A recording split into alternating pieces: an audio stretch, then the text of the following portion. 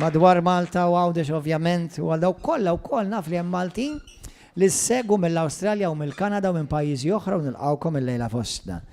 Lejla nixtieqlhom li tisimgħu bir-reqqa bħal dejjem imma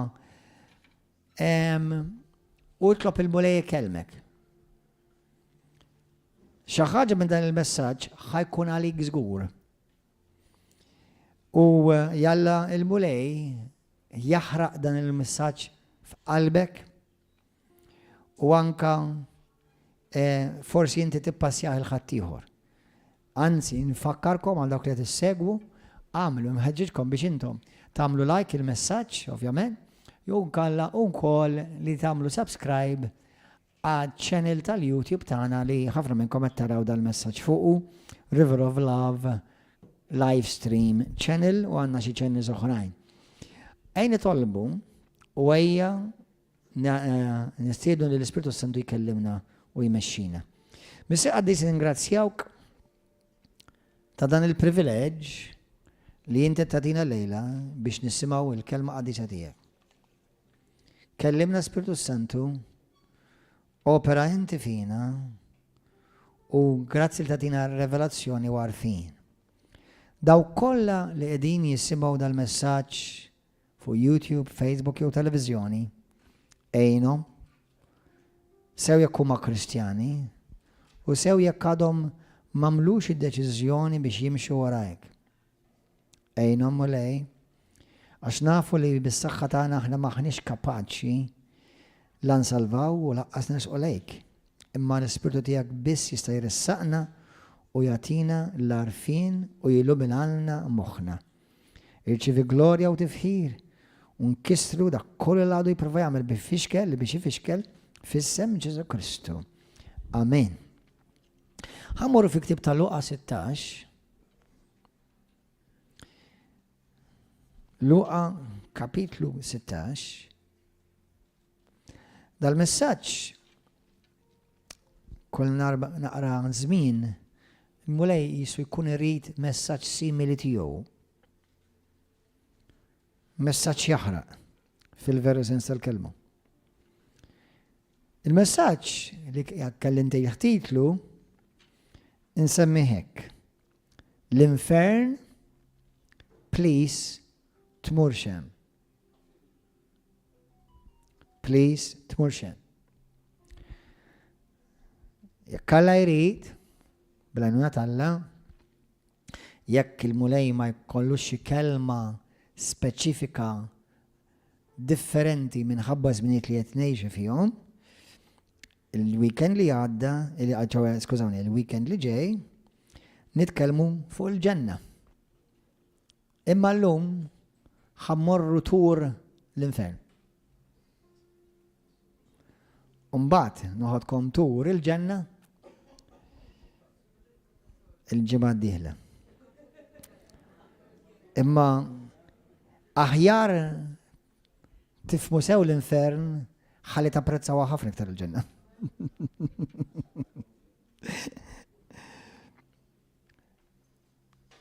Naf li dan huwa messaġġ mhux popolari.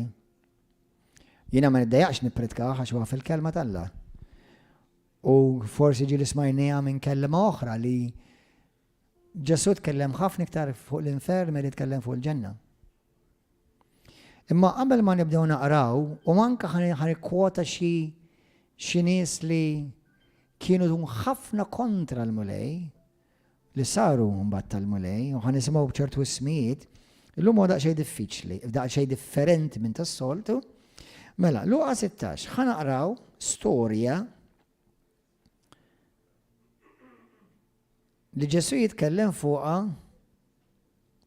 minn vers 19. Darba kontetta imma ħanerġa' nirrepeti għal dawk li hawn sew jew qatt ma semgħuha. Meta Ġesu jirrakkonta parabola, ikun qed jagħti tixbieħa ta' veritajiet tas-saltna u b'dik il-parabola jkun qed jgħallimna xi verità kif is-saltna topera. Għalkemm hawn min jaħseb li din hija parabola, imma din mhijiex parabola. Din hija reali. l-ebda parabola Ġesu ma juża ismijiet tan-nies. Din hija l-unika storja jew nkella waħda mill-ftit, ma nistax naħseb f'oħrajn bħalissa li Ġesu juża żewġ persuni reali li veru għexu u vera mietu u għed spiċċa l-infern u li uħor spiċċa il-ġenna. Issa, illum jiena mhux ħanamel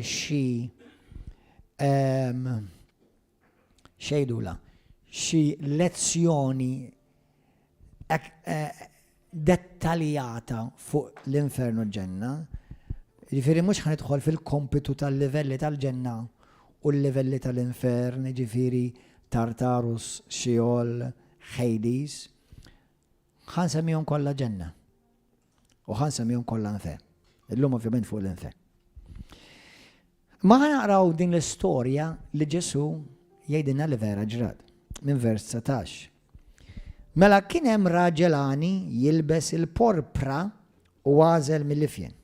Ġifieri kien kullu mhux kien jilbes forsi Armani u Gucci u daw l-affarijiet. Sewwa u l-lussu ta' ħwejjeġ.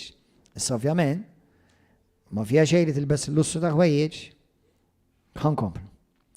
U l-għena tiegħu kien li kuljum jagħmel ikla mill-aħjar. Issa jew kien jgħix fir-restorant don, jew nkella kellu restorant, jew nkella kien tant kien sinjur li kellu ovvjament bħalma min kellu x-xef tiegħu. U wieħed fqir jismu Lażru li kellu ġismu ġerħa waħda kien imur jinxteħed ħdejn il-bib ta' daru ta' dan il-għani. Lażru kien wieħed fqir finanzjarment, għax hawnhekk l-għani huwa għani finanzjarment. Dan kien fqir finanzjarment fil-ġid naturali. Bix-xewqa mela, Lażru kien imur jinxteħ ħdejn il-bib ta' daru, kien mimli ġrieħi, bix-xewqa li jiġba' b'dak li jaqa' mill-mejda tal-għani. Jiġifieri żejjed kemm isir ħela fid-dinja, kemm jintremaw ikel ħela. Dak kien joqgħod jistenna l-ħela tal-għani biex jikluhu. Ġa il-leftovers ekku. Ġara li l-fqir miet u l-anġli ħaduh fih dan Abram, hawnhekk bl-Ingliż ġeneralment jgħidulu il-paradise. Paradise. Imbagħad mietu ukoll l-għani u difnuh. Mela tnejn mietu, it-tnejn difnuhom. Imma dan l-għani kif sapruħu fid-dbatijiet ħorox fl-art l-imwiet. Mela mar f'post fejn kien hemm dbatijiet kbar. U mill-bogħod lemaħ lil Abram b'Lażru fih danu. Issa, kont għamilt tal-im sħiħ fuq darba, morru tarawhom qegħdin fuq il-YouTube u ma messaġġi fuq l-eternità. Dak iż-żmien qabel ma Ġesu ġie fetaħ il-bib tal-ġenna, ħdan Abram u l-infern kienu ħdej xulxin. Kienu ħdej xulxin. Infatti t-tnejn kienu taħt l-art. Imma mbagħad meta Ġesu ġie, dak li kien jgħidulu ħdan Abram, number one, m'għadux hemm għax l-iskop tiegħu issa spiċċa għax kien il-post ta' stennija ta' tgawdija. Ma kienux imorru jbatu, qed imorru post fejn ma jbatux imma ma kienx il-ġenna, għaliex il-ġenna biex tidħol trid tiġi id-dem tal-Alla, id-dem ta' Kristu kellu jiġi mxarrer l-ewwel. Immissa Ġesu f'Mattew kapitlu Mattew kapitlu 29, sewwa ngħid? Le, mhux 29, le, 28, Matthew 28, verse 49-51, jitkellem li kif Ġesu meta miet, ursoxta miegħu għamu u nfetħu twiebet u l-qaddisin tat-Testament il-qadim dak li mietu qabel Kristu ma kienu jemmnu, ħadhom miegħu. Amen. Insomma, u olla l-għani, olla leħnu u għallu.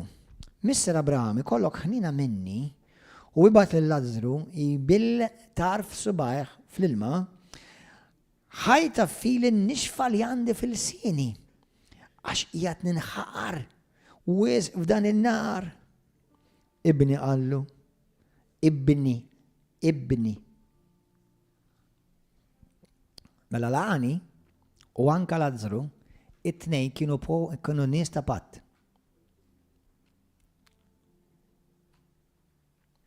It-tnejn kienu nies ta' patt. Ġifieri dak iż-żmien it-tnejn kienu Lut.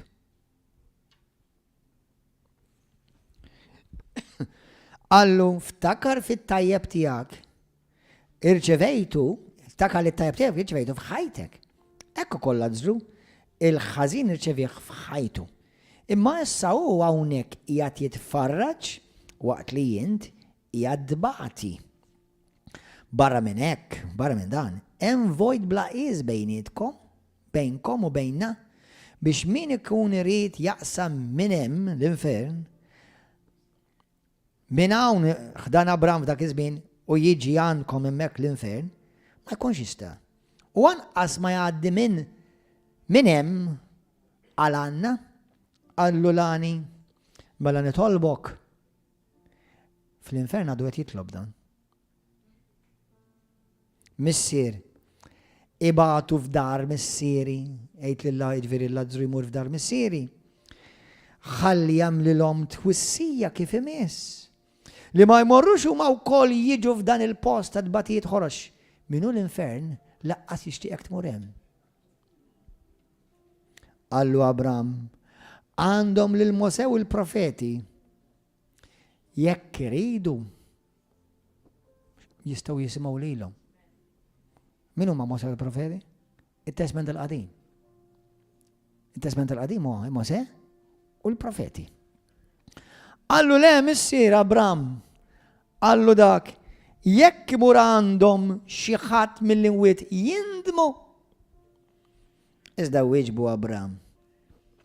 Le, jekk ma jisimgħux mill-kelma tal-Alla li ġew miktuba minn Mosè, il-Pentatuk, u l-komplement il-profeti, ankas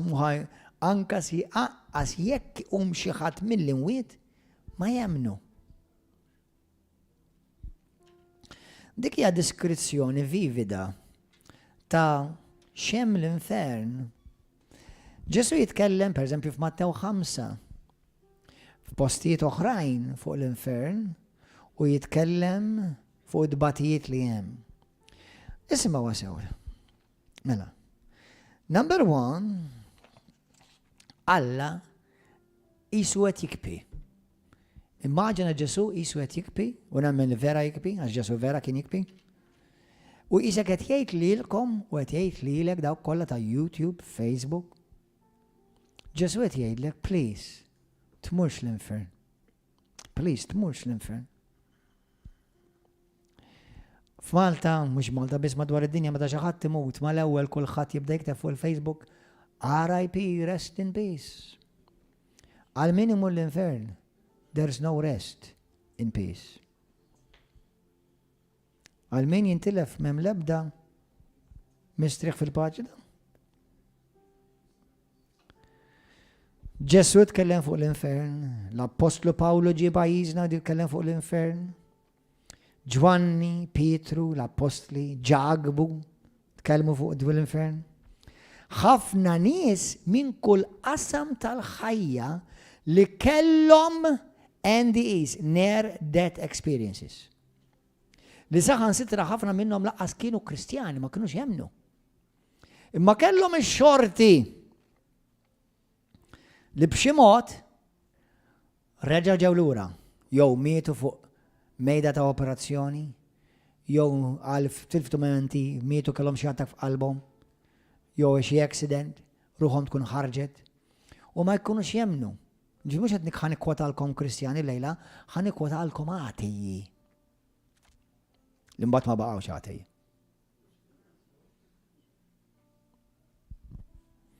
Li kellhom esperjenzi dak li jgħidulhom near death experiences.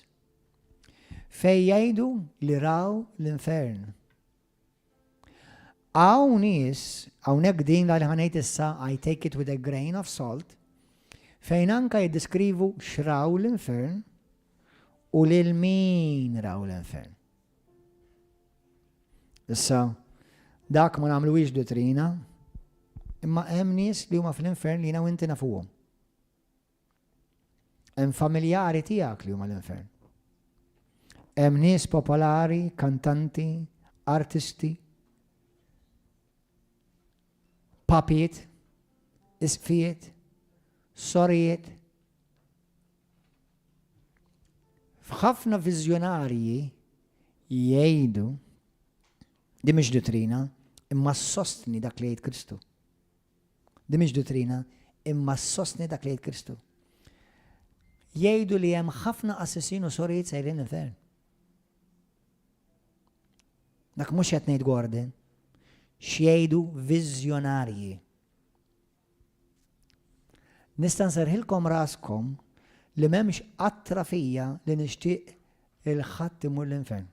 Laqqas l-ikbar għadu tiegħi u dawk li jikdbu jħamġuni ma nixtieqhomx minn qalbi li jintilfu.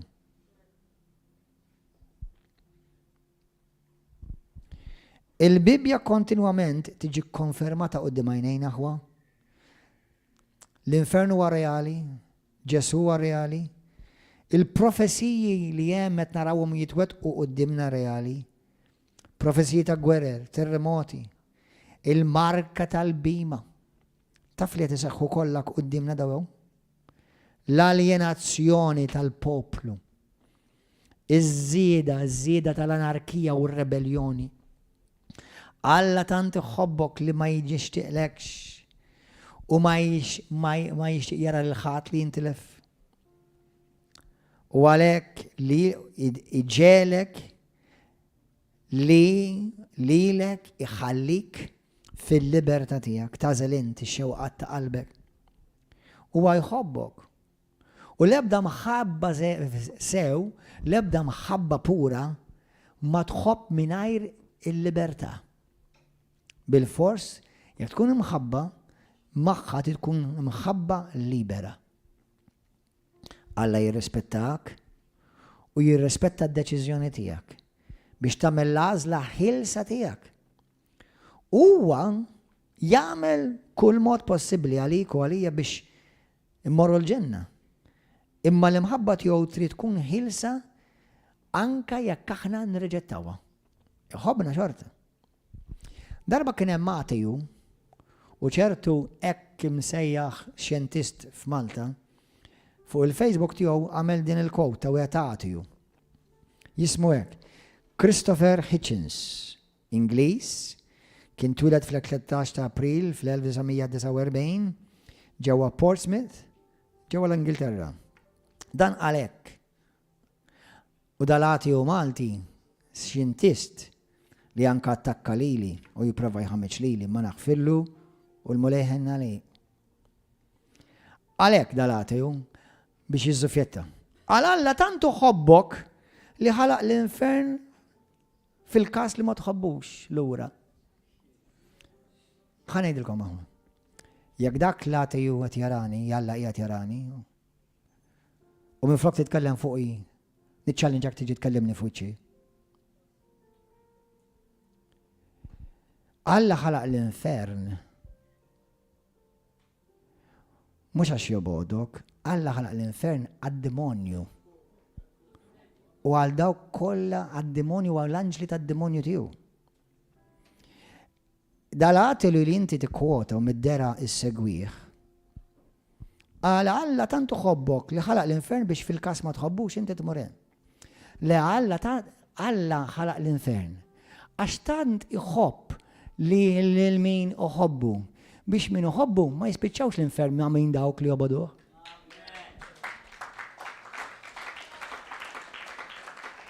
Alla ħalaq l-infern biex il-dawk li jobodu lill-Alla, jobodu lill-poplu tal-Alla, jobodu l-Knisja, jobodu s-sewwa, la jixtiequ jagħmlu hekk, Alla tant ħobbhom morru.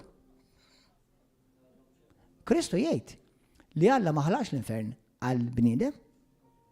Imma jekk inti tant insisti li tmur, mur. Alla mhux bħalma qal dan li jagħtiju skużi, tuba.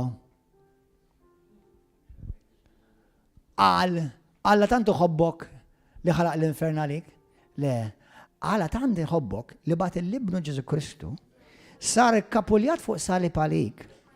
Fil-istess ħin jaf li inti tant interroganti u orgu bik nifsek li jaf li inti ħadarreġa taħ, imma tant emmen fik li jishtiqek li b'xi mod tażlu biex anke fl-aħħar ta' ħajtek tkun kapaċi tumiljana ruħek u dejlu mulej ħenna lija jabdek u jiġbdek.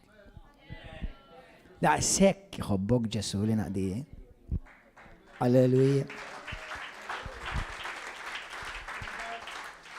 Da, immaġinaw, ħanelok xib ta' raġunamentu għada. Il-gvern tant ħobbok li ħalaq il-ħabs jekk ma tħobbux l-ura. Le, il-gvern ħalaq il-ħabs biex jipproteġi lil dawk li jħobbu s-sewa. Alla ħalaq l-infern biex jipproteġi biex nies li jħobbu s-sewa jħobbu l-Allah jħobbu l-Kristu ma jmorrux ma dawk li jobboduħ.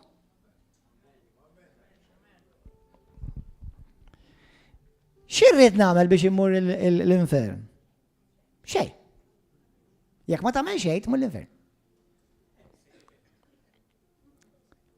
Tu, x'trid tagħmel? Tiġħad il-Vanġelu u l-Ġesu Kristu.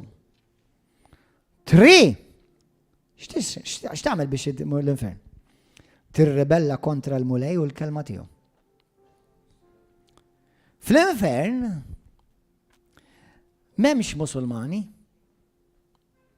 memx ateji, mem lebda reliġjuż fl-infern, mem lebda Hindu, mem lebda Buddist, mem lebda liberali u laqqas konservativ.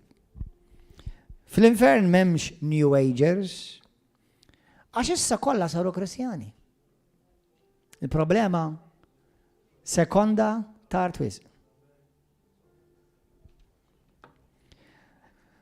Għaliex huwa diffiċli għal ħafna nies li jkunu kapaċi jkunu umli. Għaliex isbu diffiċli biex jammettu li għandhom bżonn lill-Alla. Jaħsbu li huma tajbin weħidhom. M'għandi bżonn l-Alla jiena tajjeb kif jien.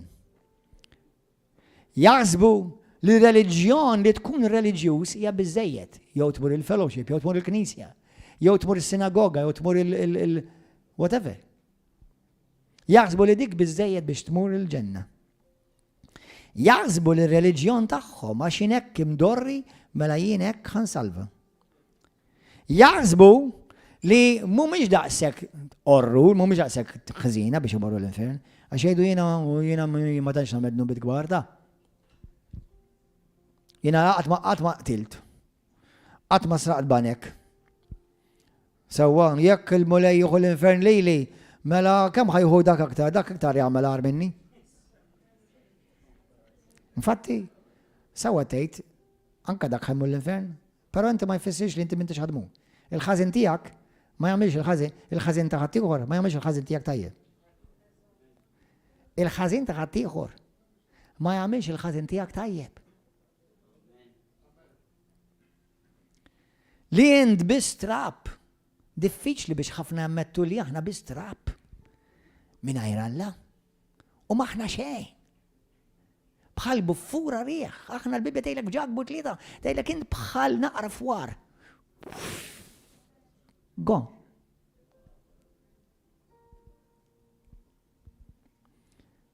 L-atiji li konvertaw għal kristjaneżmu, per eżempju, huma ħafna ħafna nies li konvertaw għal Kristu.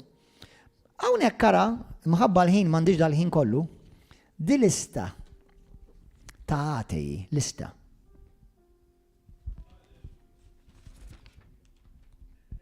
Lista ta' atei li konvertaw għal Kristu.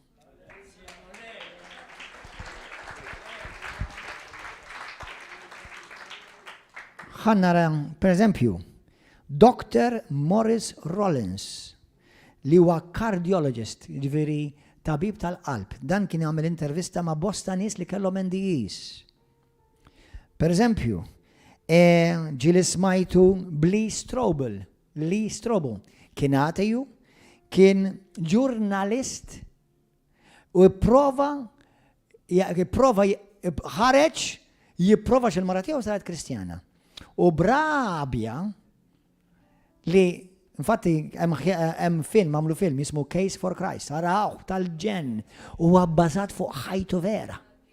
Lee Strobel, morru arawh. Aziz DP. Tibda bid-D jismek u jispiċċa bil-P. Mora raħ, dak li tiġi f'kull programm u tuħu over u tiddomina l-programmi kollha. Ma nafx għaliex jisidnuk, mid-dera m'għandhomx il-min jistidnu. Ma insomma, nħobbok xorta waħda. Anzi nixtieqek li salva. Onestament ma nixtieqx tmur l-infern. Onestament. Issa qabli titħaq inti, onestament, m'intix ħad titħaq waqt li tkun hemm. Anzi laqas ħad tagħmel daħk oħra għall-eternità tiegħek jekk ma tindimx s-salva. Atiji, turruna atiji. Joy Davidman, Tamsin Craig, Nicky Gamble, daw kolla kienu għatiji, l-umbat sabu l-Kristu. Peter Hitchens, C.E.M. Jowett, C.S. Lewis, kien għatiju, tisaw timaġaw, C.S. Lewis kien għatiju. Alistair McGrath, Enoch Powell, Michael Rees, Dame Cicely Saunders, Faye Weldon, Mortimer J. Adler, G.E.M. Anscombe, Benedict Ashley, Morris Baring, Mark Bourelin, Leon Bloy, Paul Burgett, Alex Carroll, Salvador Dali, Alfred Dublin, Avery Dulles, Alice Thomas Ellis, Edward Fazer, Andre Frassard, Maggie Gallagher, Eugene Genovese, Don Eden Goldstein, Bill Hayden, Mary Carr, Ignach Lepp, Arnold Lund, Victor Turner, Sigrid Ansed, J.D. Vance, Evelyn Wow, John C. Wright, Emir Kustrika, Seraphim Rose, Frederick Netz, mamma mia, my goodness, Alexander Solizenti, whatever, Steve Baer, Kirk Cameron, Francis Collins, Bo Gertz, Simon Greenleaf, Gear Hardy, Paul Jones, Ken Kiglu, Akian Kramarik, mamma mia, turrunaw, kienu għati, daw kolla ġew River of Love. Daw kolla ħabtu rasom. ħaġa waħda nwed, kommentom li forsi jattaraw dal-program.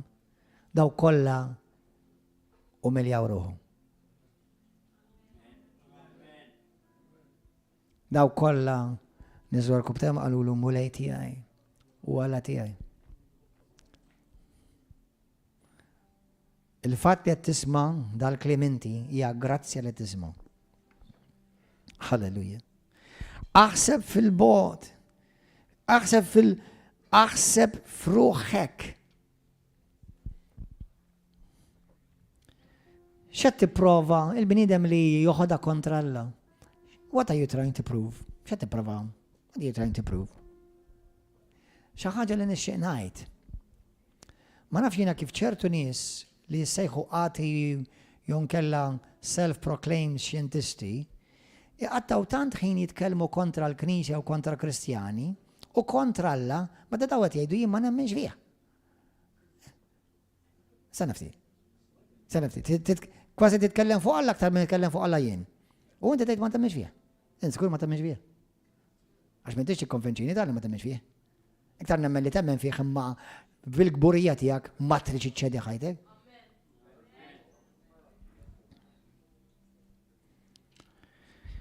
Ipprova umilja li lek nifsek. L-infern vera jeżisti. Ħadd ma jrid verament imut. Maħluq int biex tgħix għal dejjem. Jiena u inti taf li ħanirgħu maħni jiena dal-aħħar bdejn nitkellkom fuq il-post il-qaddis, the Holy of Holies. li l-Holy of Holies kien fuq din id-dinja, kien fil-ġnien ta' Eden. Alla għallhom morru spandu l-ġnien ta' Eden u ħudu over. Minn flok bil-kontra ġara li d-demonju ħa over u minn flok mbagħad saret misbla tal-art, minn flok ġenna tal-art. Sewwa u ġejna aħna. Li kieku d-nub qatt ma daħal, li kieku l-bniedem qatt ma jmut, fiżikament lanqas. Għalhekk is-sala Ġesu dakinhar. Id-dinja Alla kellu jiġbor l-Eden, il-ġenna fuq l-art, u joħda fis-sema. Issa xi darba terġa' jiġi u jerġa' jġib il-ġenna, jerġa' jġibha fuq l-art.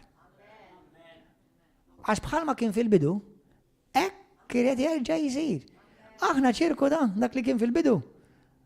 Irid jerġa' jkollu jkun mur lura skont il-pjan oriġinali, għalhekk Ġesu ġie. Alleluja. Imma sfortunatament ħafna minħabba d-dnub, minħabba l-gburija, ix-xitan jinqeda bihom u jagħmel pupazz tagħhom. Fl-esperjenza tiegħi ħafna għatiji, ħafna nies li reġettaw il-Kristu, taf x'għandhom?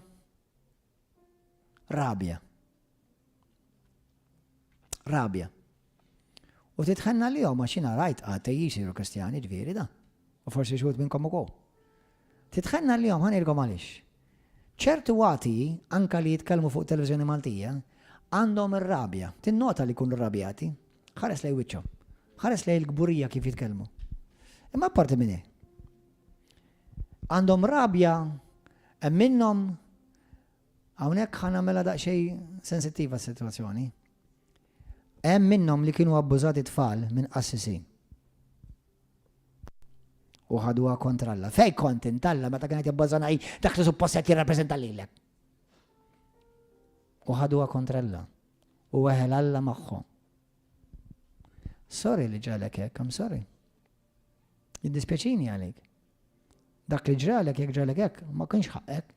U l-mulej jitħassrek. Imma x-xitan dak li jagħmel Alla jista' jdawru għal ġid.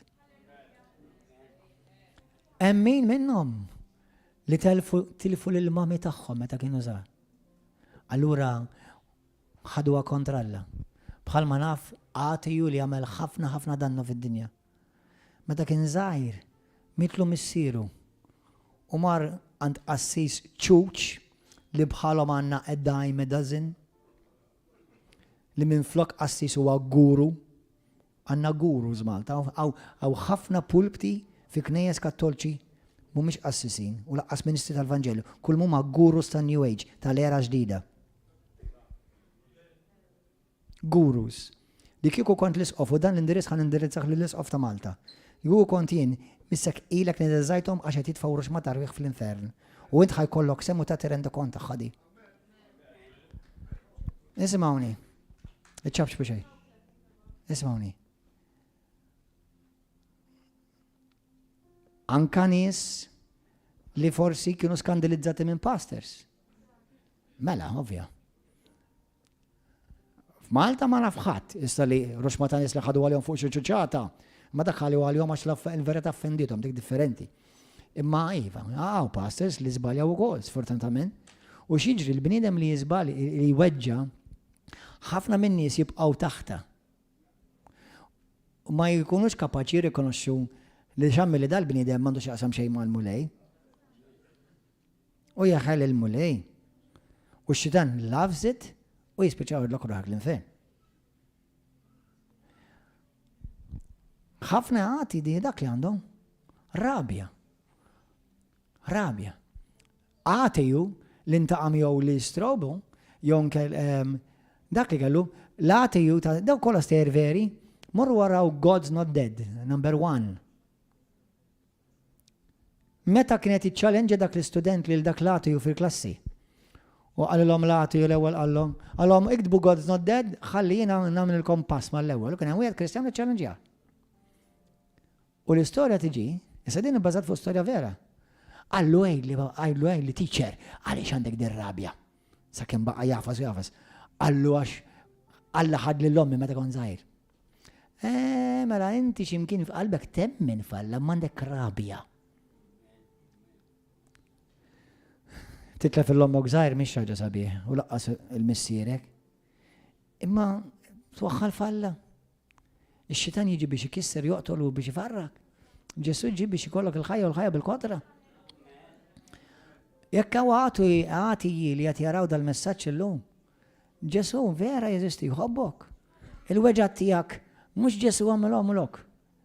Tħallix l-għadu jagħmel żugraga minnek u joħodlok ruħek. Jekk tiġi ħadlek il-lommok kull missierek ma tkun żgħir jew ġejt abbużat jew maltrattat, m'intix tinduna li inti l-weġġa' tiegħek qed tipperpetwhom, m'intix twaqqafhom. Sib raġel vera talla, mhux perfett, għax perfett ma wħad. Sib il xi ħadd li vera jista' jwaslek għand il-mulej, għalkemm m'għandek bżonn ħadd il-lejla tista' tasal għand Kristu. Il-lejla b'dal messaġġ jista' inti il-lejla tista' salva. Alleluja. Daw kollha li joboduni, daw kollha jobodu lil Alla, daw kollha li jobodu River of Love, nixtieqilkom minn qalbi li ma tintilfux, li ma jmur ħadd minnkom l-infern. Halleluja. Jalla ħadd minnkom ma jintilef. Li jintilef mhix ħaġa mhix ċajta ta' mhix ċajta. Mhix għal sentejta, jew xi 10 snin. Nafaw nies li jiġu River of Love illum il-ġurnata u għed għalli jinnik għamil 23 sena ħabs. Kien sed immaġin għandu madwar 50 illum, ġifir nofs ħajtu għattaħħa f'ċella. Imma ħareġ. L-infern ma toħroġ qalbi ta'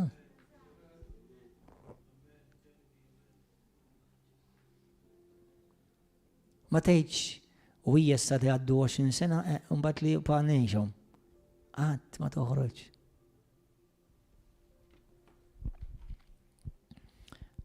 Mattew 7:13. Idħlu mill-bib id-dejjaq għax il-bib qed jgħid il-bib tas-salvazzjoni. Il-bib tat-telfin hawnhekk qed jgħid l-ewwel. Il-bib tat-telfin huwa wiesa' u wiesa' hija triq li twassal għall-qerda għall-infern. U hemm ħafna li qed jidħlu minnu jidħlu minn dak il-bib tat-telfin. Għax il-bib tas-salvazzjoni huwa żgħir u dejjaq u triqija dejqa li twassal għal ħajja ta' dejjem. U ftit huma dawk li jsibuha. Tintilefx, tmurx l-infern. X'jiġrilek meta tmur l-infern aħwa? Int hemmhekk ħad tkun itturmentat għall-eternità bla waqafin. It-turmentat. Għaw xi ħaġa li kellek jinnaf forsi kont qed taqta' nifsek. Għall-eternità hekk.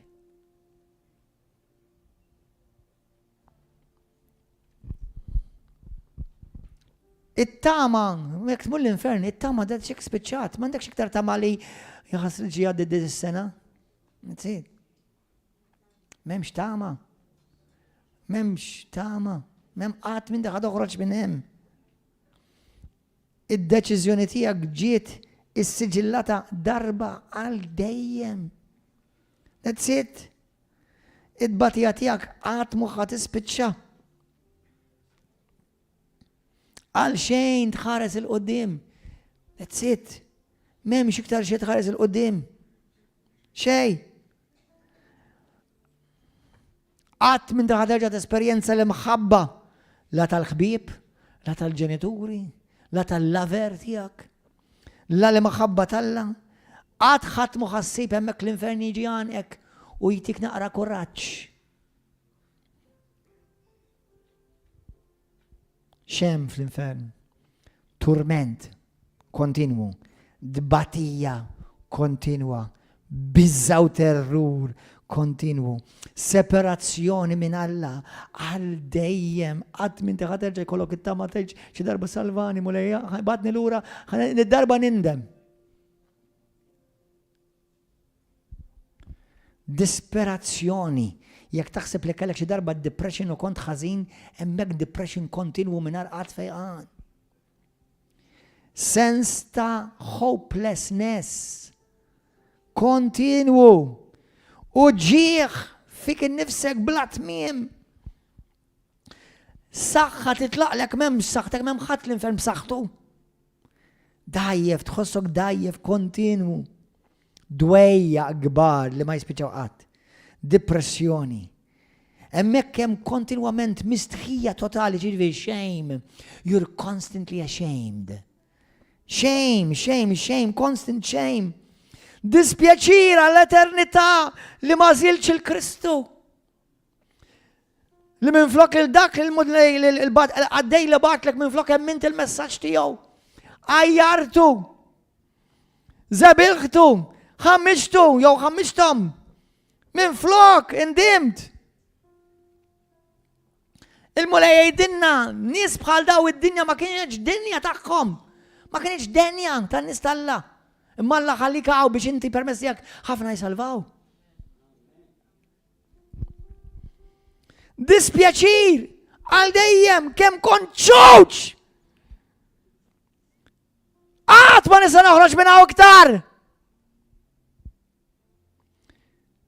Tini ċans ieħor mulej nisma' lid-darba. Meta tkun l-infern, int tkun qed tixtieq li ħadd ieħor jisma' ħalli ħadd ma jiġi. Minu l-infern ta' bħassa ta' xi tgħid li ku qed jisimgħuni? Gordi ngħidilhom tħallihom xi ġuwaw. Gordi ngħidilhom tħallihom xi ġuwaw. Dlam! ċappa! It-turmentat minn demonji u jiżebilħu bik kontinwament!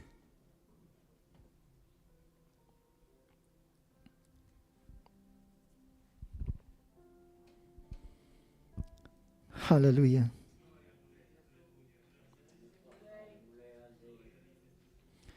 Fl-infern, il-feelings tijak, l-emozzjoni tijak, il-sensi tijak, kolla jinħassu. Imma miżjuda ħafna iktar. Is-smieħ jibqa' lek hemm. Li tara jibqa' hemm. Li tħoss jibqa' hemm. L-emozzjoni tijak, l-emozzjoni hemm tibqa'. Imma jiġu accentuati. Huwa post għall-eternità. Fil-Grik tfisser perpetwu, tfisser ma jispiċċa qatt.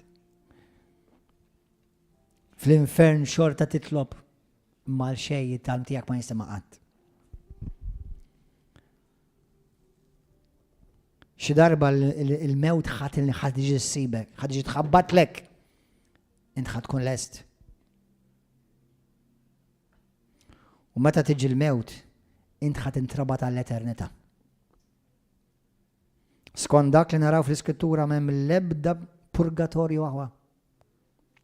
Isimgħuni, m'hemm bżonn nidħol ħafna teoloġija. Number 1, ħobb il-verità. Unutli t-argumenta miegħi. Ħanżomha bażika. Ġesu tkellem fuq il-purgatorju x'imkien. Tagħna xi kunċett li hemm x'imkien fin-nofs. Tagħna xi ħjiel. Ħjiel. Xejn. Għal dawk pereżempju il-ħallil it-tajjeb pereżempju eżatt. Għal dawk li advokaw fil-reliġjon ta' Ruma, idolatra, pagana, li qed titfa' ħafna nies fl-infern. Tweduhom bil-purgatorju, x'purgatorju? Ġesu xi darba pridka fuq il-purgatorju. L-ebda qaddis apostlu ma pridka fuq purgatorju. Għaliex jippridkaw intom il-purgatorju ġie fil-Knisja Kattolika madwar 1100 sena wara beda ġi dottrina. Aħwa, ismawni, jekk inti temmen fil-qawwa tad-dem ta' Kristu, x'jiswa l-purgatorju? X'valur għandu l-purgatorju jekk aħna nemmnu skont kliem Alla stess li araw il-ħaruf tal-Alla li ġej neħħi id-dnub tad-dinja, d-dnubiet kollha tad-dinja. Minu ta' Kristu ma di? Id-dnub tiegħu kollu maħfur tal-passat, tal-preżent u tal-futur. Flut 8, Lut 10, dnubietom naħfrilhom u l-ebda dnub ieħor ma qatt nerġa' niftakar fih.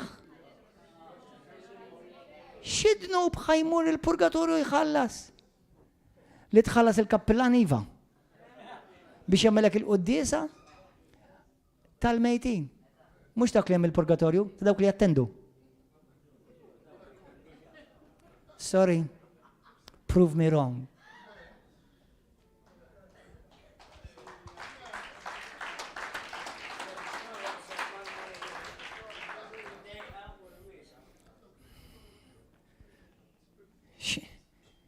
Kemm ħajdun fil-purgatorju minn hemm ħajmun hemm?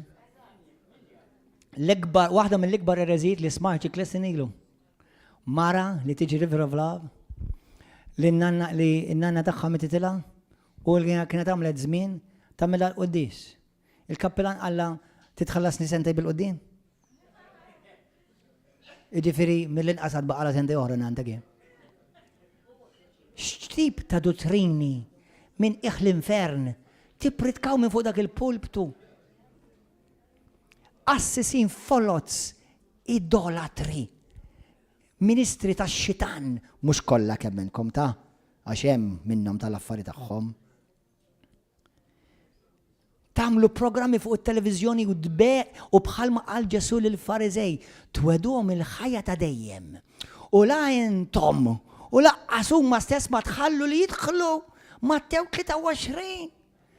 Ma tafux assisin, pastors, ministri, diakni, leaders tal-healing service, leaders tal-komunitajiet karizmatiċi, li tibżgħu tgħidu l-verità x'lisqof qabli arrasna qawwiċċu. Jekk lisqof ma jipritkax il-Vanġelu ta' Pawlu, huwa misħud. Mhux jien qed ngħidha dik. Issa jekk inti m'intix ma tħobbx il-verità, m'intix denju da dal-messaġġ aqliblu. Mela Pawlu li ġi f'Malta wara dik l-arqa kollha li għamel u jiġi wissil il-Maltin f'Galatin 1:6 sa 9. Dawk li jippritkaw Vanġelu differenti li mill-li nipritkaw aħna l-apostli ikun misħud. Aħwa, hemm ruxma ta' pulpti fil-Knisja ta' Ruma Kattolika li huma mimlin ministri misħuta, tfisser maqtuwa minn Alla. Moħkom hawn. Marija Sidi Ġesu Kristu nħobba. Jekk il-viżjonijiet ta' Marija huma vera jew le, mhix dottrina, ejn assumi li huma xi wħud minnhom mhux kollha. Marija twissikom kattolċi li ħafna minnkom qed tintilfu. Aqas minna minnhom tisimgħu.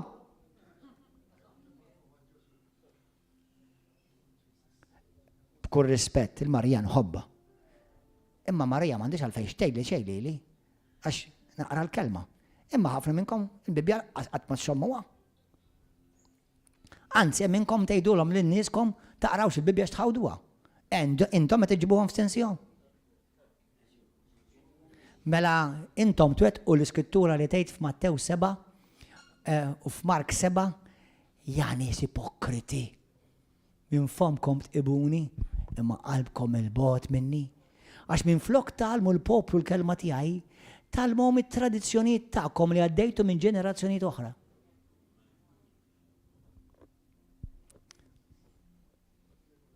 You see, Gordon John Manshek kontabli. Skont il-ktib ta' Ezekiel, kull min Alla qajjem irid iwissi bl-imħabba.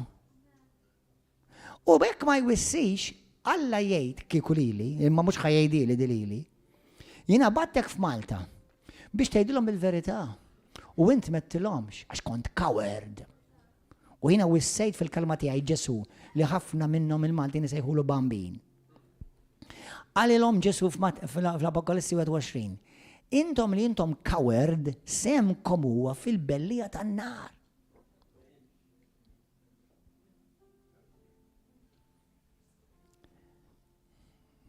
Kemm nixtieq niċċalenġan ruxmata b'imħabba.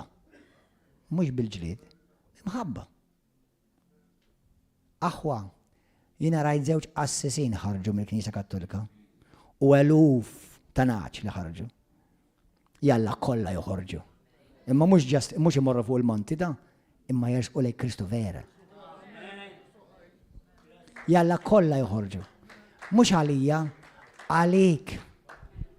ħanejlek bimħabba u mhux ħanitfaħ fuqha. M'hemm l-ebda sejħa ta' qassis Kattolku laqqas vers wieħed fil-Bibja kollha. Mela, min se jaħlu biex isir qassis? Għax fil-Bibja sejħiet hemm apostlu, profeta, evangelist, rai, pastor u teacher, għallim. L-ebda wieħed minnhom ma' Kristu qal u da jkun liħor saċerdot Kattolku. L-ebda wieħed. Anzi aħna kollha poplu saċerdozju qaddis. Kemm nixtieq li kieku inti les li tiffaċċja l-verità u tinżam mhux il-libsa ta' qassis, il-libsa ta' gburija reliġjuża. Gburija reliġjuża. Jekk hawn xi ħadd minnkom illejla tgħid li pastor tant qed tkun ibes mhux ħanerġa' niġi. Bye. There's an exit sign there. God bless you. Imma issa smajt. Issa int kontabbli daqsi.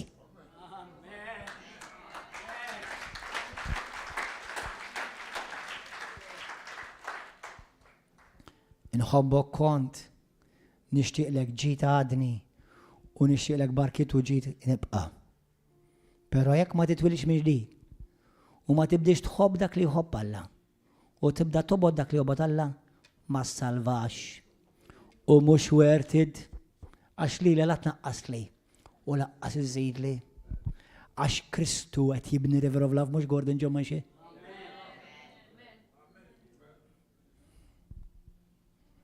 Pastor, ma tibżax li jitilqu n-nies. Min jitlaq taf xi tfisser? Jiġifieri Alla ma se jaħlux.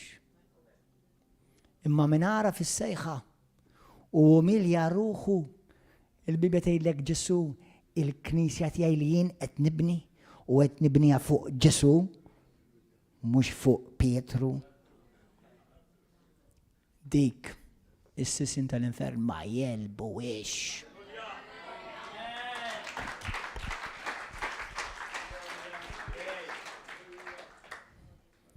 Jekk qed tuħu għalik.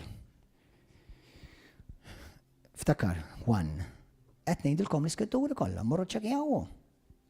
Għal-ġid tiegħek. Jekk taħseb li issa jien qed ngħidlek da kollu bimħabba. Is-sis ma nisewx ħanajdlek. Jekk inti b'xi mod għandek inħabba ġenwina lejn Alla, ejja wejni ħansalva. Ejja urini fejn jien żbaljat għax ma rridx nintilef. Please ejja urini. Stajt kontlis of kull papa nifsek. Please, ejjurini fejn jinsbaljat. Jekk taħseb li jinsbaljat. Imma ħafna minnkom tafu li min jinsbaljat, mintom cowards għax il-verità tibżaw xandruwa. Però numilja ruħu jqudiem Alla. Perfett jimminix, dak kulħadd jafu. Però jekk jinsbaljat, ejjurini fejn jinsbaljat. Mux tgħid għax dak bass, għax dak Gordon dejjem jgħid kom. Paroli fil-vojt. Għajt lili. Kamme għajt lili. Għamel bħal Nikodemu. Mar bil-lejl. Għallu mallem. Issa dak kien wieħed minn gbarat Lut. Għallu aħna nafu li inti ġej minn Alla. Għax is-sinjali li jisiru miegħek ma jistax ikun li kieku Alla mhux miegħek. U Ġesu għallu tassew ngħidlek. Jekk ma titwilidx minn ġdid. Għal xejn. Ġwanni tlieta marru studjaw sew bil-Grik, bil-Ludi u bil-Ċiniż u bil-Maltu u bil-Awstraljan. Ara toħorġux messaġġ differenti minn dak li qed tgħid idejt jien il-lejla. Halleluja. Xi wħud jgħidu ma nistgħux naqbdu fuq dan is-suġġett tal-infern. Charles Spurgeon darba qal il-kelma. Il-predikatur kbir Ingliż darba qal. Aħseb ħafif l-infern u taħseb ħafif fis-salib. Ġifieri ġib fix-xejn l-infern u ġib fix-xejn is-salib ta' Kristu. Ġib fix-xejn id-batijiet tal-erwieħ mitlufa u ġib fix-xejn u tibda taħseb fis-Salvatur ftit li xejn. Għax jekk l-infern mhux vera, Ġesu minx ġi jeħlisna. Ġesu x'ġi jagħmel. Jekk l-infern ma jeżistix, Ġesu x'ġi jitbiċċer jagħmel.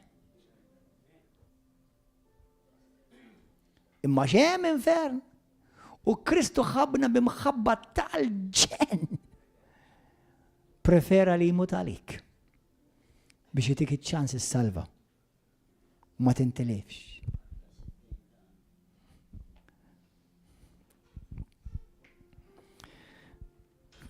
Daw kollha li jmutu mingħajr Kristu, l-infern jibda minn qabel ma jmutu.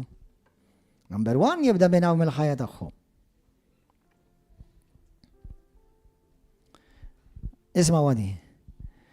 ċertu waħda Svetlana Stalin, it-tifla ta' Josef Stalin, mexxej tar-Russja bejn l-1922 u l-1953.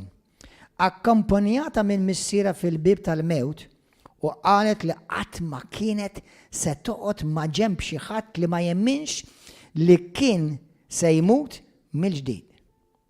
Ġifieri l-esperjenza li kellha ma' missiera meta miet, għalhekk kienet tant il-biża' li qatt ma ridet tkun ma' xi ħadd li ħajmut u taf li jkun ta' minn Kristu. Qalet li huwa mar l-infern jagħti bis-sieq u jgħajjad. Ħaġa tal-biża' li taqaf għajnek fidej Alla l-ħaj. Voltaire, l-atiju bravo ħafna Franċiż, li minna bdiet il-revoluzzjoni, ribelljoni,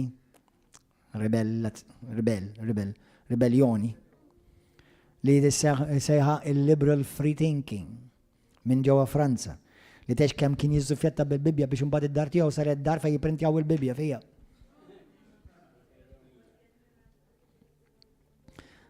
Huwa jmut beda jgħajjad fit-turment bħalma kien ir-re Darlu, ir-re Karlu id-9 ta' Franza, l-istess David Hume u Thomas Paine. His pain is eternal now.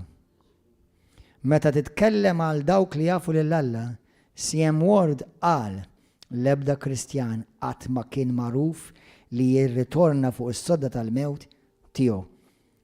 Jiġifieri qed jgħid, daw l-ewwel qed jgħidu meta xi ħadd imut u jkun ċaħat il-Kristu, l-infern jibda jarah qabel ma jmut. U meta jkun hemm Kristjan li ħajmut, il-ferħ li jaraw fuq wiċċhom, il-paċ jibda jaraw minn qabel. Halleluja. Halleluja. Ġwanni 3:16. Għax Alla hekk tant ħabb lid-dinja li tal-ibnu l-waħdini biex kull min jemmen fih ma jintilibx imma jkollu l-ħajja ta' dejjem. Għax Alla hekk ħabb lil kulħadd. Għax ma batx l-ibnu fid-dinja biex jikkundannana imma biex jisalvana. Min jemmen fih, min jażlu l-Ġesu, ma jiġix ikkundannat imma min ma jemminx, diġà huwa kundannat. Għax ma jemminx fisem il-liben u l-waħdini tal-Alla. Ġagbu kapitlu 2 vers 10. Għax kull min ħares il-liġi kollha, jiġifieri ħanamlu fi kliem ieħor, kull min jaħseb li huwa tajjeb u jipprova jgħix tajjeb, imma jiġħad il-Kristu, xorta jintilef, imma jitfix kellem qarf punt wieħed, ikun ħati tal-liġi kollha. Romani 3 vers 10, hemm miktub, ħadd mhu ġust, laqqas wieħed. Kulħadd tineb u kollha waqgħu mill-glorja tal-Alla. Kieku seta kien hemm mod ieħor li Alla jwaslek is-sema fil-ġenna, apparti li jribat il-libnu jmut mewta krudili u tortura, ma taħsibx li Alla kien ħajamel għadik kieku. Alla tal il-bniedem id-don tar-rida ħilsa, imma l-ġustizzja tiegħu titlob li r-rebellioni tiġi penalizzata. Xi ħadd jgħid, meta xi ħadd jgħid, ara jiena kif inkun ħammut, ngħidlu l-muleħ fil-leda dubieti. Xorta tmur l-infern? X'jiġifieri? Inti immaġina, tmur tikser il-liġi, tisraq il-banek, tweġġa l-nies, u tmur l-imħallef, tmur l-imħallef.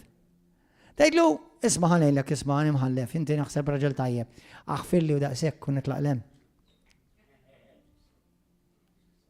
Mela li inti jiddispjaċik minn nubietek, xorta mhux biżejjed. Għax mhux li jiddispjaċik minn nubietek, is-salva, li inti tagħmel il-Ġesu s-sejtu s-salvatur tiegħek. Tittejdlu mulejja jaf ħajti. U iva jiddispjaċini minn nubieti, ma mhux għax jiddispjaċini nsalva. Għax issa naf li d-nub tiegħi ħallastu kollu int. Għalhekk dawk li jaħsbu li ħajmorru l-ġenna x'huma tajbin. U btejlu hija mbagħad jekk kif ħawmut ngħid talba biex id-nubiet jinħafru. Se nifdi. Mhux biżejjed. Id-nubiet ma jinħafrux ta' kuljum ta' kulħadd, sorry. Id-nubiet ma jinħafrux ta' kulħadd. Kontu tafu li mhux id-nubiet ta' kulħadd jinħafru. Kemm minnkom ma kontux tafu li id-nubiet ta' kulħadd ma jinħafrux. Id-nubiet ta' Kristjani biss jinħafru.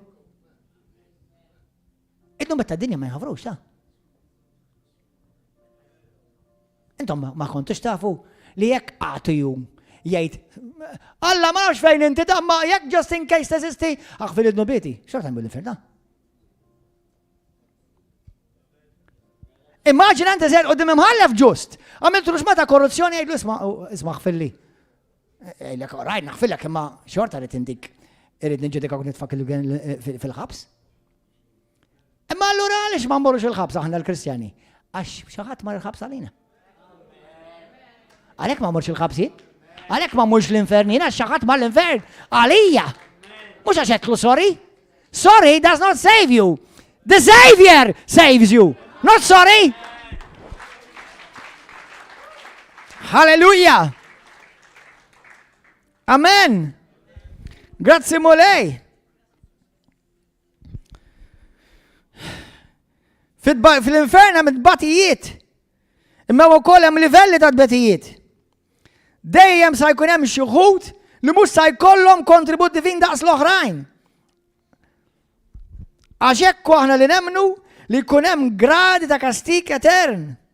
Ħares minn rejb lejn Ġesu, xejn Ġesu fl-Iskrittura. Per eżempju Luqa kapitlu 12 vers 47 ta' 48. Dak il-qaddej li jaf ir-rida ta' sidu, mokkom hawn Kristjani xi seddi għalikom. L-ewwel kien għal midinbin u għad-dinja, din issa għalikom. Dak il-qaddej li jaf ir-rida ta' sidu u ma jħejjix sewwa ma jagħmilx dak li jrid sidu jiġi msawwar b'ħafna daqqiet. Imma min ma jafx u jagħmel affarijiet li jisħoqlu l-kastik jiġi msawwad ukoll. Ma biftit daqqiet. Min kull min ingħata ħafna jintalab ħafna u minn dak li ġie mfdat b'ħafna jintalab ħafna minnu. Mela fl-infern hemm livelli ta' tbatijiet. Iktar ma tkun taf u rrebellajt kontu dak li taf, iktar bati.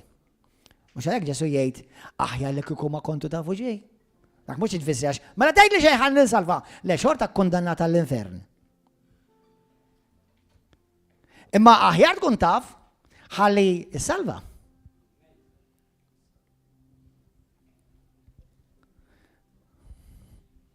Amen? Fl-imħabba Alla l-umanità huwa beda pjan ta' salvataġġ li bentalla ħal-forma ta' bniedem u sar is-sostitut tiegħu tiegħek biex jieħu l-post tiegħu tiegħek tal-ħtija li aħna milna u hu l-kastik tagħna fuq tiegħu tagħna fuq. B'dan il-mod il-ġustizzja Alla tkun sodisfatta waqt li tintwera li maħabba perfetta Alla. U jista' li jilħaq li bl-maħabba biex isalva lil dawk kollha li jduru leħ u jimxu b'obbedjenza lejn l-Evanġelu. Iktar ma smajt, iktar tkun kontabli. Jiena kontabli ħafna. Intom kontabli ħafna. Mhux ħafna minnkom ġagbut li ta' wieħed. Mhux ħafna minnkom għandkom tkunu jew jippreżumu li huma għalliema. Ħuti, għax tafu li aħna li nagħlmu se nkunu ġudikati b'mod jew b'reqqa kbar. Dawk li tafu l-verità u talmu tagħmlu l-verità, talmu l-kelma aħna nkunu ġudikati b'reqqa kbar. Ejd li fejn ngħidu l-mulej ma kontx naf. Imma dawk li jkunu jafu u jobdu ikunu mberkin barka kbar. U dawk li jobdu lil Alla u jsofru għal Kristu, id-batijiet u ċanfir u t-tajjir, għal-mħabba l-Vangelu, il-Bibja tgħidlek fl-ewwel Pietru tgħidlek ver kapitlu 4, tgħidlek min ibati għax huwa Kristjan, u mħabba Kristu, u mħabba l-Vangelu, il-glorja tal-la tiqa' fuq. Kemm minnkom tixtiequ anointing kbir fuq ħajtkom? Mela, għajlu grazzi mulej tal-persekuzzjoni. Mela, persekuzzjoni, mux għax tiġi biss u ti kif tiħħandelja. Sewa? Alleluja. Għal-Kristjani issa. Passer, jina salvat, jina moħħi mistriħ. Għara, jekk inti għamilt il-ġessu, il-situ salvator da ħajtek, għetlu biex iġi fħajtek, vera? Għara, jina niġi l-fellowship għax il-mara ġibni. Jow jina niġi l-fellowship għax il-raġel inkella ma naqoċ bil-kwit bieħ. Mela inti għadek sejjer l-infern u waqt li għed tiġi l-fellowship.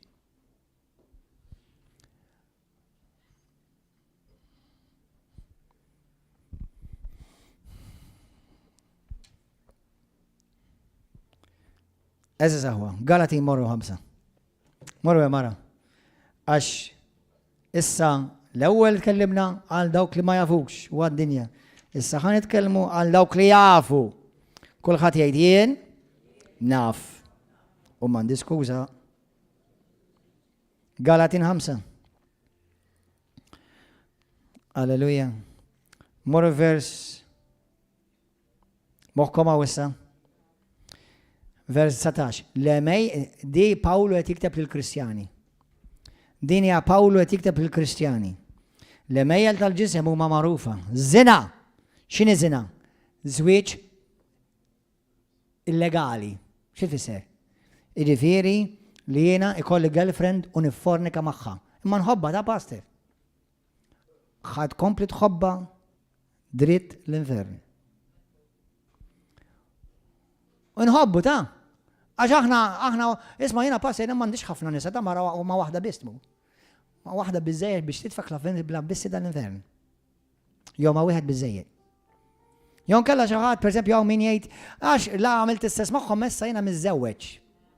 Le, dak inbidix mizzewċ, inti qiegħed fil-fornikazzjoni. Inti qed tiffornika. Biex tkun mizzewċ, il-Bibja titkellem fuq li tkun hemm xut bejnietkom li jżewwiġkom. Vera Alla jaqgħadkom imma Alla għandu ordni. U meta int għandek Kristjani poġġuti imma jgħidu miż-żewġin, intom ribellużi u qed poġġilkom ruħkom fil-periklu tal-infern. Intom li intom miż-żewġin bir-reġistru biss. Fl-ewwel Korintin 6 tgħid, intom il-Knisja tmorrux tagħmlu l-affarijiet tal-Knisja quddiem id-dinja. Aħjar tiżżewweġ fil-Knisja, ġifieri fi Kristu quddiem il-Ministru tal-Alla. U mbagħad jekk trid tista' tiżżewweġ bil-liġi xahar wara. Imma sakemm għadek m'intix tiżżewweġ fi Kristu, tiffornikax. Għax tista' taqaflek qalbek u tmur dritt l-infern biċ-ċertifikat taċ-ċivil.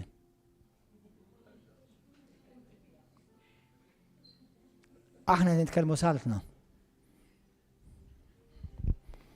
Xaħat ta' reda tajba, għalax il-Pastor Gordon dak ma jżewwiġhomx biċ-ċivil. Ekku, infatti m'għandi l-ebda interess. Issa naf li pers li ngħixu f'Malta tiżżewġu biċ-ċivil, imma m'hemm bżonn niżżewġkom jien. X'qal Ġesu? Il-Ċesri juħsibu Ċesri. Alla jħsibu l-affarijiet Alla. Jiena nħuħsib l-affarijiet Alla mhux Ċesri.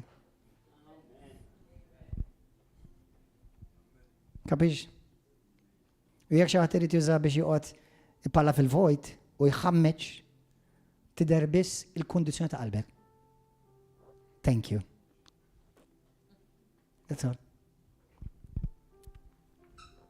Jekk irrid, noqgħod inżewwiġkom ċivil, għalfejn.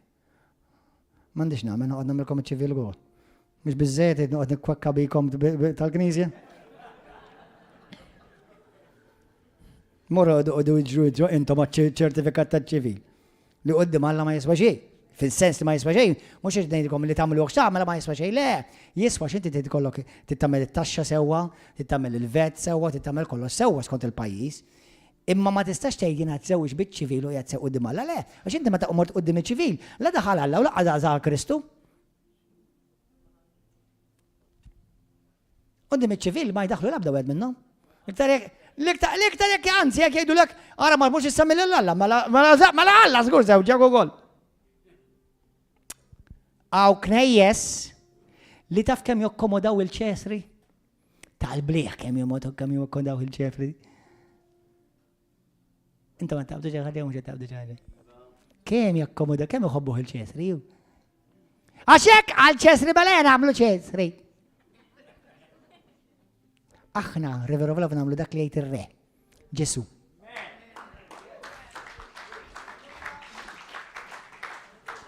Alleluja. Kristjani moħkom għaw. L-emejl tal-ġisem huma magħrufa zina. Jiġifieri jekk inti qed tagħmel is-sess ma' mara jew ma' raġel jew ma' bosta. Int qiegħed fil-periklu, anke jekk tisejjaħ Kristjana. Faħx! Nuqqas ta' rażan, nuqqas ta' kontroll, idolatrija. Seħer, witchcraft. Mibeda. Jekk hemm dnub li inti waqt li tisejjaħ Kristjan Muhammad u bil-korsijiet li żgur xorta waħda jitfak fl-infern hija aħfrilna d-dubietna mulej bħal ma naħfer jien. Mela bni, m'għandek l-ebda wieħed minn naħfur. X'inhi? Mela, inti għandek il-lanżida kontra dak, għandek il-lanżida kontra dik, inħin kollu tikdeb kontra dik, inħin kollu tħammeċ il-dak, u inti inħin kollu mbagħad wara knisja bdejt bil-Lord. Dik hija ima ferħa l-mulej tgħidlek. Għandek mitluf, għandek immarkat bil-marka tal-ħażen. Mela, jekk tkun verament żgur inti salvat, aħfer, għax sakemm taħfer, għas għandek dnub wieħed maħfurat. Jekk hemm dnub li qed jitfa' Kristjani ta' mhux latej, Kristjani l-infern, huwa nuqqas ta' maħfra.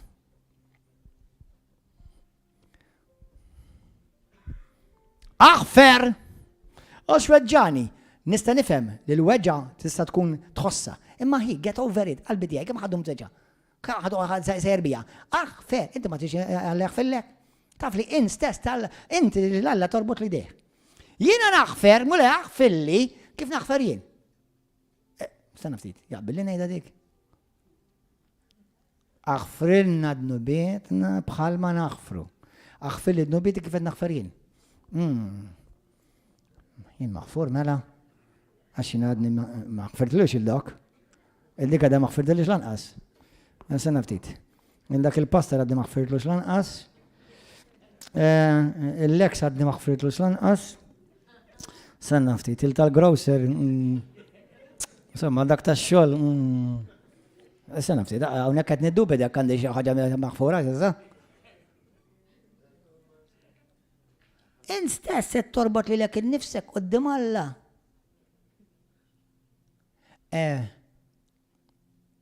U l-mara u kol t-taħfela. U l-raġel u kol.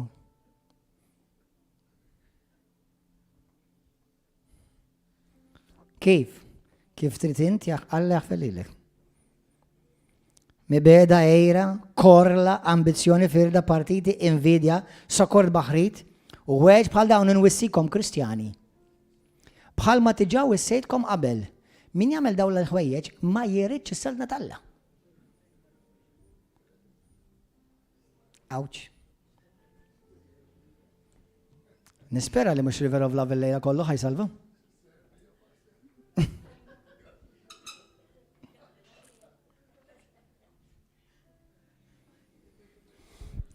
Ħana rikom, skit, Lord have mercy.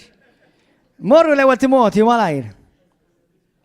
L-ewel Timotju, praise and worship team, come. Come. Raqqadhom li daqxej, ħalli ma jgħodux ħarsa l-loċ. Ismaw aħwa.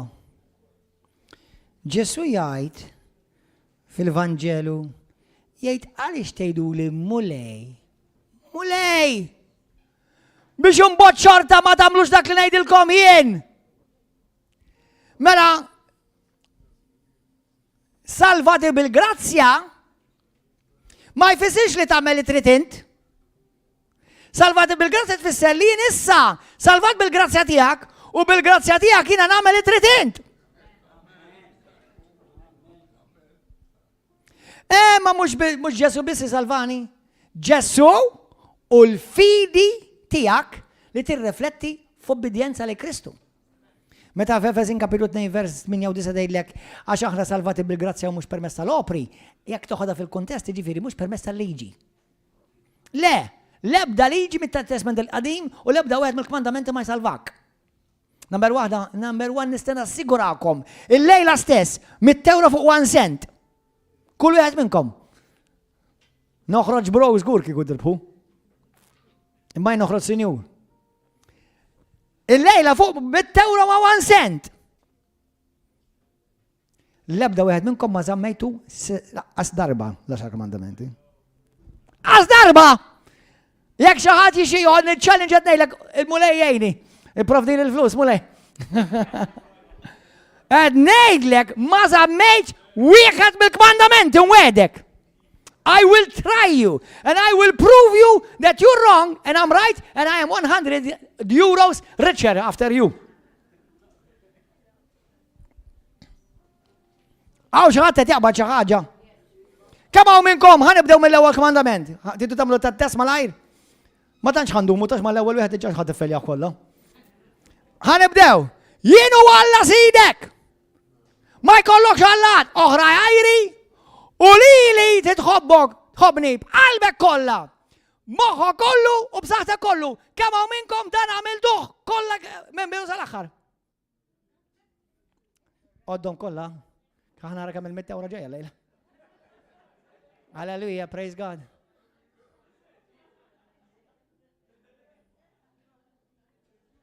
Ħadd molla idejh. Laqqas l-ewwel kmandament ma żammejtu? Jien inkluż, ta? Jien inkluż. Min fid-dinja iħobb il-Alla b'qalbu kollu, b'saħħtu kollu, b'ġismu kollu, b'moħħu kollu. Min? Prova żomm il-kmandamenti ħajsalvaw. Ma tafx kemm ituk bil-martell il-kmandamenti kontinwament. U dejjem tipprova żommhom bħalma darba qalli wieħed miskin. Povru, sweet, well-meaning, but deceived. Għetlu x'inti tagħmel tipprova żomm il-kmandamenti. Qalli nipprovaw. X'tipprova? Imnalla twilittint, għax Alla skopra li xaħati kom ħajżommhom. X'iżżomm, laqqas wieħed m'inti kapaċi. Mela l-ewwel wieħed ifferjajtuh. It-tieni wieħed la tikdibx. Kemm hawn minnkom xi darba qed gidba, naru li dejkom. Kemm hawn minnkom qed gidba waħda mqar. Mela, jekk tikdeb waħda x'jagħmlek? Giddi. Inta qatta giddiba. Giddibin imorru l-infern. Imorru l-ġenna, sorry. Il-giddin imorru l-ġenna. Apparti wara, l-ewwel imorru l-parlament, u mbagħad imorru l-infern.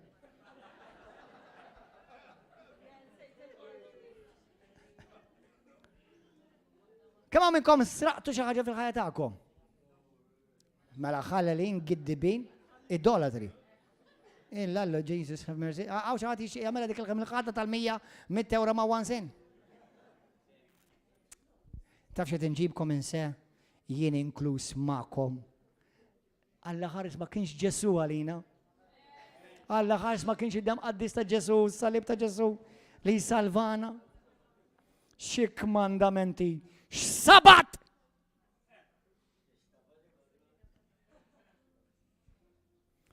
Mhux tab xejn l-iskrittura tgħidlek imbirkin dawk li jemnu għax ħtijietom ma jibqgħux qudiemhom jikkundannawhom.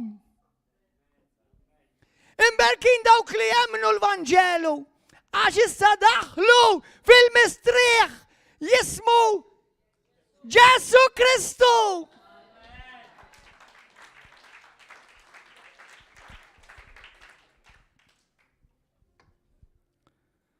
Halleluja. L-ewwel Timotju ħan nispiċċaw bidi skużani domt. Insomma, mhux skużani, imma skużawni.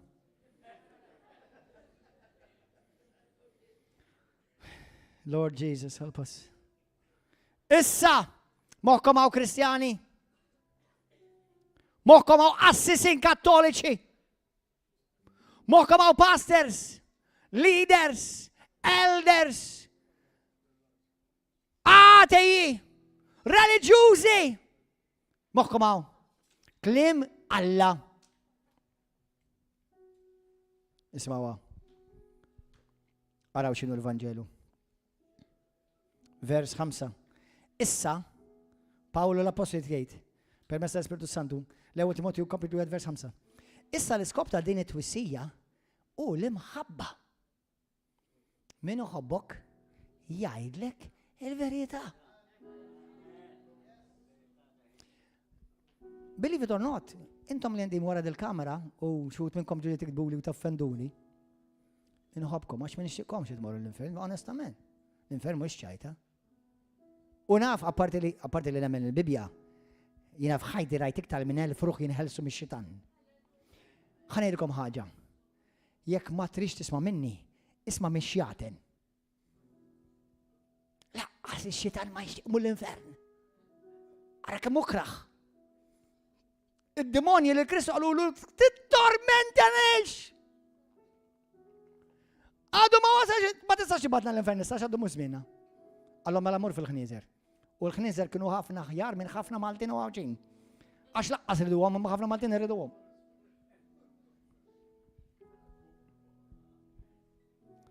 Issa l-iskop ta' din it-twissija u l-imħabba li toħroġ minn qalb safja. U Kristu jaf. Għamlu intom. Alla huwa l-ġudikani. Min jipritkalkom il-verità? Għandu qalbu safja u Alla. Mela ma tafu x'skrittura tgħidlek li mingħajr qalb safja ma tistax tara l-Alla? Jiena l-iktar wieħed miskin fostkom. Jekk nipritka daw qalbi musew.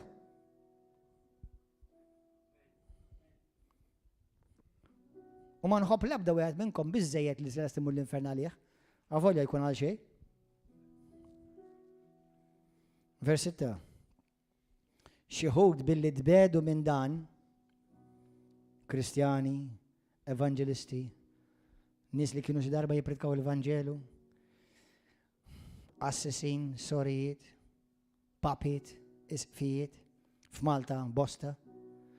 Xieħud billi dbedu minn dan, intilfu f'klab li firaħ, iridu jagħmluha ta'allima tal-liġi, bla ma jifmu xinu ma jgħidu jew fuq xiex idin jinsistu. Issa aħna nafu li l-liġi hija tajba. Jekk wieħed jinqeda biha tajjeb, kif għandu jinqeda biha l-liġi? Galatin 3, l-liġi twaslek għand Ġesu. Għax tinduna li l-liġi tikkundanna kontinwament. Nafu li l-liġi mhix magħmula għal dawk li huma tajbin. Il-liġi miex mamula għal kristjani. For the righteous bl-Inglis, mux għal tajbi. Imma għal dawk li huma bla liġi u bla razan. Dawk il-tlet testijiet li għamiltilkom jieni minn ħobbi l-qalbu kollu b'saqtu kollu. Minn ma gidibx u minn sera, dik kienet parti mill-liġi. U fejjajtu kollha, inklużin, anzi qabilkom. Imma għal dawk li huma bla liġi u bla razan, ħżina u midinbin għal dik hija liġi għal daw. Bla reliġjon, bla fidi u bla sagrileġġi. Għattila ta' missirietom u ta' ommietom għattila. Iż-żinja, l-omosessuali, il-negozjanti tal-ilsira, giddiba dawk li jaħilfu fil-fals. Kemm hawn politikanti jaħilfu fals? Kemm hawn politikanti ħajmur fil ħasra? Le, jina wedek li jina kontra l-abord. Ftit snin wara. Jekk it-tifla tiġi għandi pregnant u tgħidli pa, jien pregnant, nixin nagħmel abort. Binti, jekk titaqtol il-neputi, nifmek, go for it. Għax naridek kontenta. Anzi, u nejnek ukoll, nejnek toqtlu. Nissakjaħ. Biċċa. Għastaf li sir timmarkat bl-infern. Għandek bżon ħelsin il-mulejħ, lik minn qalbi qed ngħidha. U naf li n-nies li m'għandhomx ispirtu tal-Alla mhux ħajfmu. Giddieba li jaħilfu falsa għal dawk kollha li jmur, għal dak kollu li jmur kontra tal-imsieħ. Għax danu li għallem l-Evanġel tal-Glorja tal-Alla l-imbierek li ġie fdat lili. Smajtu xi għallem l-Evanġelu? mhux Alla jħobbok kif int. Jew nkella kap tal-Knisja ta' Ruma ġo Malta imur xi ħadd li huwa qassis tal-affarijiet tiegħu u jmur fuq u jgħidulhom lil daw in-nies m'intomx tgħidulhom il-verità. Għaliex qed twedduhom li Alla jħobbhom kif inhuma? Għaliex ma tgħinuhomx jindmu ħalli jduru lejn Kristu? Allu mela tridni nitlef 400 ruħ.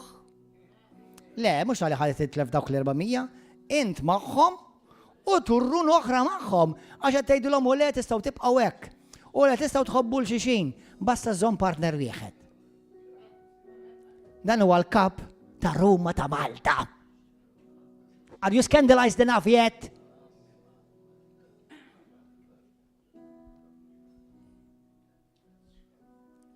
I wish you know what I know. Ma tibqalekx għadma kattolka f'ġismek. L-ereżijiet, dottrini ta' demonji. Imma tajjeb.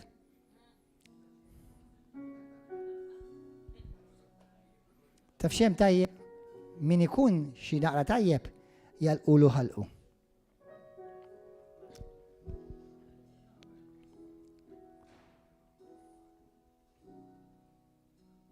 Lejla, nispera li smajtu. Nispera li ħatamlu l-kontijiet mal-mulej. Dawk li intom qed taraw fuq l-internet Facebook. Ejn itolbu. Għaw xi ħadd lejla jixtieq ikun żgur li int salvat. Għaw xi ħadd tixtieq tagħti ħajtek il-Ġesu lejla u lidejk. Tixtieq titwilet minn ġdid il-lejla u lidejk. Għaw xi ħadd hemm wara min iktar qed jolidejh.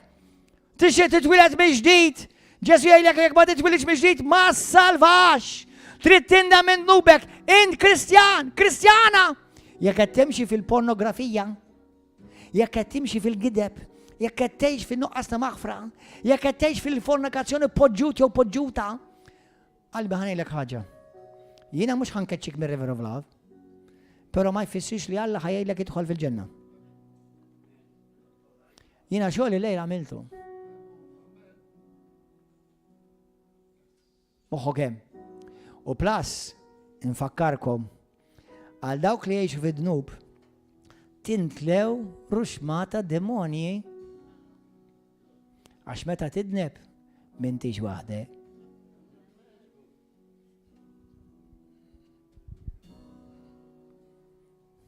Ejn itolbu. Tkellem għal-mulej issa stess fejn inti. Tkellem għal-mulej fejn inti. Xem f'qalbek, li mi idolu hemm f'qalbek, li mi idolu qed poġġik fil-periklu tal-infern. Mhux tal-vara ta' idolu tal-flus forsi. Mhux li jkollok il-flus ta' imma li l-flus ikollhom lilek.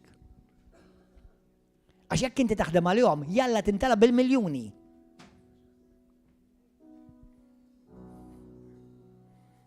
Nuqqas ta' maħfra, għax ħafna Kristjani jiddiljaw ħafna maħħadi. Diżubbidjenza. M'hemmx ubbidjenza għall-awtorità t'Alla. Jista' Alla ibirek il-xi ħadd li huwa f'ribelljoni għax ma nafx. Imma taf kemm huwa sweetu pastor, ħin kollu jitkellem fuq Ġesu, ma kienx kapaċi jissottometti. Jew ma kienitx kapaċi tissottometti. Għalhekk Ġesu jgħidulhom morru minn qudiemi lilkom ilkom li tagħmlu l-ħażen, jiġifieri dawk li huma jgħixu fir-rebelljoni ta'. Għalhekk qalilhom morru minn qudiemi qatt ma kont nafkom, intom li tagħmlu l-ħażen. Gerrexhom minn qudiemu Ġesu. Allora għax intom qed tgħixu fir-rebelljoni ta' għalhekk. Mattew 7 minn vers 21 sa 23. Għajn jitolbu fl-imkien. Sew jekk kien Kristjan illum fuq l-internet u Facebook, u sew jekk inti midneb l-istess talba, l-istess Ġesu ħajsalvana. Għaw xewt minnkom għadkom għatmettu minn qalbkom dit-talba. Tiġix għan Ġesu għax hawn il-boyfriend u għax hawn il-girlfriend. U jekk tispiċċaw bejnietkom x'ħat tagħmlu? Ma tibqax tiġi għax il-boyfriend jiena m'għadniex flimkien, jew xi raġel ma jridx jaf x'ħat tagħmel int. int ma' Ġesu għandek x'taqsam. Il-mara tiegħi nirringrazzja l-Alla għalija li tħobb l-Alla ma qabel ma żewġ tat-tela diet, tila jekk inti xi darba taqbiżlek iċ-ċinga. U ma trix teq u tiġi tiġejt li ma rix nafik darba Alla, jew ma ġimur il-fellowship, nilla dik affarijiet tiegħek. Problema tiegħek jien ħankompli nimxi marmulej u ħankompli mur il-fellowship. Affarijiet tiegħek. Biex jekk l-affarijiet jitbidlu wara żwieġ, mhu ħajbiddel xejn fija bejni u bejn Alla. Issa ningrazzja l-Alla, il-mara tiegħi għadha fidila u fidem Kristu ħatibqa' fidila. U jekk titlaq il-Kristu tkun l-ikbar fidila.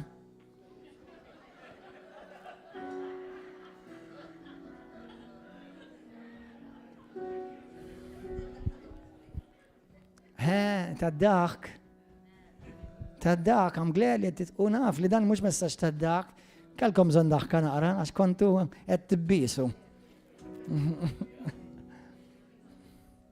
Moħħkom hawn, ejn tolbu talba. Umu bil-wifqa. Dawk li intom ħatamlu d-dedikazzjoni minn qalbek. Intom li intom verament ta' Kristu. Li tridu tkunu ta' Kristu, jitolbu issa stess miegħi. Inti li inti fuq il-Facebook u internet titlob miegħi issa stess. Jekk kienet lek xi ħaġa li jiena weġġajtek, imma mhux għax ittilek jiena imma qiegħda fil-Bibja mela mhux miegħi toħodha mal-mulej. Issa, jiena b'kull serjetà tngħidlek, stajt forsi rajt xi ħaġa qed toffendini int issa, ma jimpurtax naħfillek, ħabbix rasek. Qed taħli l-ħin imma naħfillek. Imma qalbi x'ħad tagħmel bruħek? Leħsit intilef. Ma ngħidlu titalba warajja issa stess. Għajdi talba warajja minn qalbek, illum issir għaddejs, kull ħadd jitlob miegħi. Għandi bżonnok mulej. Tħallinix nintilef, Ġesu. Illum jien naf wisq. Il-verità nafa. Il-verità smajta. M'għandi skuża mulej. Grazzi li inti tant ħabbejtni li ġejt mis-sema mulej qaddis biex tmut għalija fuq is-salib. U fuq is-salib inti tuħu posti. Sirt is-sostitut tiegħi. Ġesu, l-ebda liġi, l-ebda opra tajba, ma tista' salvani, l-ebda reliġjon, l-ebda knisja, int biss, Ġesu. Ejn inħobot dak li dobot int. Ejn inħobb dak li tħobb int mulej. U għaxsilni bid-dem qaddis tiegħek issa stess. Ġesu, il-kelma tiegħek hija ċara. L-infern jeżisti vera mulej. U inti ġejt biex teħlisni minn nar tal-infern. Ejja f'qalbi mulej, salvani.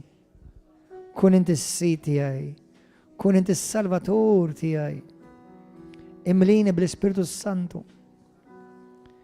Mulej, nirċivi l-maħfra tiegħek. Nirċivi s-salvazzjoni tiegħek. Minn qalbi l-lum irrid naħfer lil kull min weġġani, lil kull min jinsulentani, lil kull min jajjarni, lil kull min jiżżufjetta bija u jikdeb fuqi u jipprova intenzjonalment iweġġani. Naħfrilhom mole. Naħfrilhom. Nħallihom fidejk u nħallihom fidej il-liġi ta' ċivili mole, nħallihom fidejhom. Imma minn qalbi naħfrilhom anzi nixtieqlhom il-ġid u jalla fil-grazzja tiegħek isibu l-grazzja ħajarfu is-serjetà li jistgħu jintilfu. Aħfrilhom mulej u birikom. Nindem minn dnubi mulej, nindem minn dnubieti u ndur lejk b'qalbi kollha. Ġesu mulej tiegħi, Alla tiegħi, salvani u bil-grazzja tiegħek irrid ngħix għalik mulej. Mhux bl-opri, imma bl-Ispiritu Santu tiegħek jaħdem fija biex ngħix il-ħajja li inti sejjaħtli għalija. Nirringrazzjak mulej li ħlistni minn kull ħakma tax-xitan għal glorja tiegħek missier f'isem Ġesu Kristu. Amen. Nibdew ringrazzjaw mulej. Jekk inti qed tgħid talba skużani domt illum ma bsax li għandhom daqshekk. Imma tgħidx uf kemm idum jgħid għandek raġun. Skużani, għandek raġun. Imma dan huwa kliem li jista' jsalva lek ruħek qalbi. Għada fil-ħodu nkunu hawnhekk ukoll. Narakom is-sibt li ġej, l-erba li ġej fis-seba'. Mur aqra l-Bibja. Mur aqra l-ktib ta' Ġwanni. Mur aqra Mattew 7. Mur aqra ħsew. Pija paċi magħkom.